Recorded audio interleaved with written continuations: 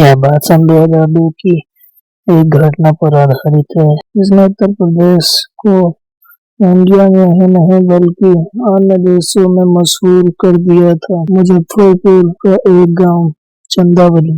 रात में 10 बजे थे। आज तो हवा अच्छी चल रही है। मैं तो छत पर सोने जा रहा हूँ। जाइए जाइए, बारिश आ गई तो भागकर नीचे ही आओगी। मुकेश छत पर गया और खाट भी छोड़कर सो गया। ठंड हवा के झोंके से उसे जल्दी से नींद आ गई। रात के अंधेरे में एक आकृति आसमान में बहुत देर से उड़ रही थी।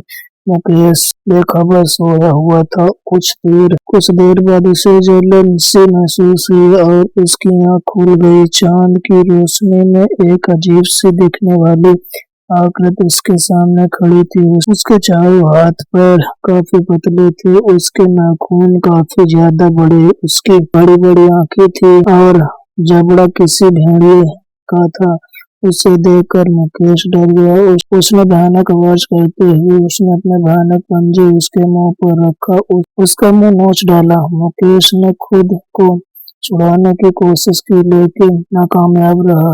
उसके नाखून मुकेश के चेहरे को फाड़ चुके थे। उसकी दर्दनाक चीख सुनकर उसके परिवार और पड़ोसी जाग उठे। सब मिलकर उसकी छत पर पहुंच गए। सामने का नजारा देखकर उनका भी दिल दहल उठा था। मुकेश जमीन पर बेहोश पड़ा था। उसका पूरा चेहरा खून से सना हुआ था। उसको देखकर उसकी बीवी की चीख निकल गई। सभी को इंतजार था कि वो होश में आए और सब कुछ बताए कि उसके साथ ये सब कैसे हुआ। लेकिन कुछ घंटों बाद जब मुकेश होश में आया तो वो कुछ बताने के लायक ही नहीं था। अलीगढ़ का मल्हारी गांव। रीना अपने छत पर खड़ी अपनी नजदीक की छत को देख रही थी। थोड़ी देर में वहां पर उस छत पर एक लड़का आया। लाओ, कहाँ है हमारा गिफ्ट? ओहो, अंग्रेजी में बोलने लगी। रोहित ने अपने पॉकेट से एक रिंग निकाल कर पहनाई। ये तो बड़ा खूबसूरत है। दोनों चारपाई पर लेट कर आसमान में देख कर बातें करने लगे। तभी एक बड़ी सी आकृति उनके ऊपर से गुजर गई। रोहित, वो कौन था? कोई हो सकता है। उन्होंने देखा वो वापस घूमकर उन्हीं की तरफ आ रहा था। ये क्या है? वो झप से उनके सामने आ गया और उसने रीना का मुंह नोच डाला और उसने रोहित की दोनों आंखें निकाल ली और उनको किसी टॉफी चॉकलेट की तरह खाने लगा। रीना पास में कांपते हुए ये सब देख रहे थे। एक खौफनाक चीख के साथ रोहित की मौत हो गई। ये सब देखकर रीना बेहोश हो गई। कुछ देर में रीना को जब होश आया तो उसके सामने रोहित के गांव वाले, उसके घर वाले और पुलिस भी मौजूद थी। वो बहुत भयानक था। इंसान था, जानवर, कुछ पता नहीं।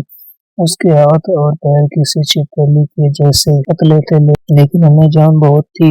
नाखून इतने तेज। उसके सामने तलवार कुछ भी नहीं थी। जबड़ा बहुत बड़ा था। आंखें बड़ी बड़ी थी। उसकी पीठ पर एक पंख था जिससे वो उड़ता हुआ हमारी छत पर आ गया था। पुलिस ने रीना का स्टेटमेंट लिया तो उसको इस वाले हादसे में कनेक्शन नजर आया। धीरे धीरे अब यूपी के हर जिले में ये वारदात होने लगी। लोगों ने उसका नाम मोनचवा रख दिया। उस दहशत ऐसी फैली कि लोगों ने 2002 में अपनी छत पर सोना बंद कर दिया। अब पुलिस भी रात में मोनचवा का पहरा देने लगी। वो कुछ पुलिस वालों की नजर में आता लेकिन उसको पकड़ना नामुमकिन था। कुछ महीनों बाद एक बूढ़ा आदमी एक मेरठ के पुलिस थाने में पहुंचा। इंस्पेक्टर साहब, मेरा नाम राजेश है और वो मोनचवा मेरा बेटा है। तुम्हें अंदाजा है कि तुम क्या बोल रहे हो? वो मोनचवा तुम्हारा बेटा कैसे हो सकता है? वो तो एक जानवर है। नहीं साहब, वो मेरा बेटा ही है। अब तो जानवर के जैसा दिखने लगा है, सिर्फ मेरी क्रूरता की वजह से। आज 60 साल पहले मेरी बेबी को एक लड़का हुआ था। उसके हाथ पैर पतले थे। उसकी आंखें बड़ी बड़ी थी। शकल बदसूरत थी। उसने उसे देखकर मुझे बहुत गुस्सा आता था। जब जब वो लड़का हुआ मेरी नाराजता बढ़ती गई। तब मेरी मुलाकात दिल्ली के एक साइंटिस्ट से हुई। उसने कहा कि वो उसको ठीक कर देगा। मैंने अपने बच्चे को उसके पास छोड़ दिया। वो उसको अपनी दवाओं के बल पर ठीक करने की कोशिश करने लगा, लेकिन ऐसा करने से उसमें कोई सुधार नहीं और उसके शरीर की ताकत बढ़ने लगी। एक दिन उसने इस साइंटिस्ट को मार दिया और वहां से गायब हो गया। मैं उसका बातों बातों में मुंह नोच लिया करता था। शायद इसी वजह से वो मुंह नचवा अपने आप को बदला ले रहा है। आपने उसके साथ ठीक नहीं किया, उसको रोकने का नहीं गया तो कब तक उसकी दहशत में रहना पड़ेगा। रात को राजेश अपने छत पर बिछाकर लेटा हुआ था। उसकी नजर आसमान में किसी को ढूंढ रही थी। कुछ देर बाद उसको मुंह नोचवा नजर आया। वो बेचैन सा पलंग से उठ गया। तभी मोह नचवा उसके सामने आ गया। उसको उससे भरी निगाहों से देख रहा था। तभी अचानक से शांति भंग हुई और तभी मोह नचवा को 2 गोलियां आकर लगी। पुलिस वालों ने उस पर लगा जाल भी डाल दिया। गोलियां लगने की वजह से थोड़ा कमजोर हो चुका था और जाल की वजह से वो उड़ नहीं सकता था। जल्दी से इसको कस्टडी में लेने का इंतजाम करो।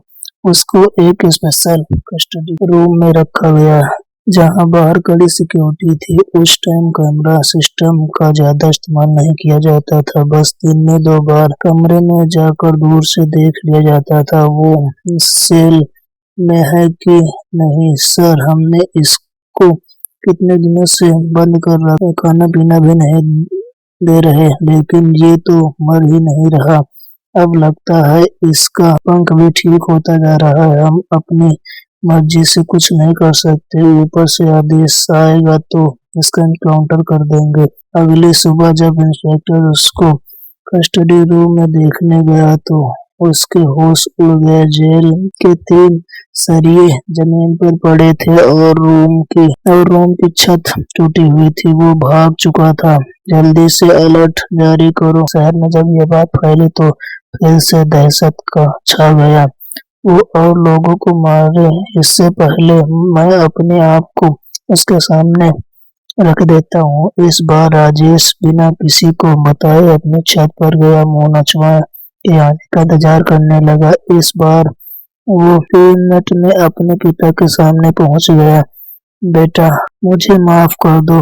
उसने तभी राजेश की आंखों में नाखून मारकर उसको अंधा कर दिया। उसके बाद उसने उसका चेहरा ऐसा नोचा और फाड़ा जैसा किसी ने किसी के साथ न किया हो। राजेश को खत्म करने के बाद मोह नचवा फिर से गायब हो गया। कुछ दिन के बाद मोह नचवा ने किसी पर हमला नहीं किया और धीरे धीरे उसकी दहशत भी खत्म होती गई। लेकिन कुछ जगहों पर अभी भी आसमान में उसको उड़ते हुए देखा गया है। आपने भी किसी ऐसी आकृति को आसमान में उड़ते हुए देखा है? हमें कमेंट करके जरूर बताइए। और अभी तक मेरे चैनल को सब्सक्राइब नहीं किया है तो जल्दी से जाके कीजिए ऐसी स्टोरियों के लिए।